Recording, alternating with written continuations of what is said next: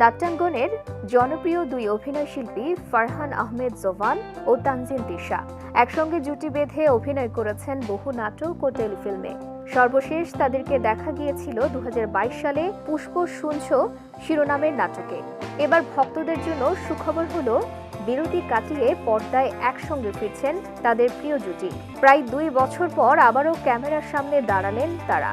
অংশ নিয়েছেন আসন্ন ঈদ-উল আজহার একটি নাটকের শুটিংয়ে। নাটকের নাম কাপল অব দ্য ক্যাম্পাস।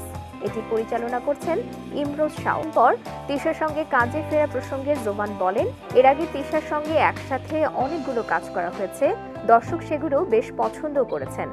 এরপর যখন একটানা কাজ হতে থাকে তখন দর্শকদের মধ্যে একটা একঘেয়েমি চলে আসে, তাই দুজনে কথা বলেই বিরতি নেওয়ার সিদ্ধান্ত নিয়েছিলাম। একই সুরে অভিনেত্রী তানজিন তিশা বলেন, আমরা শিল্পীরা দর্শকদের জন্যই কাজ করে থাকি, তাদের মতামত পছন্দের উপর গুরুত্ব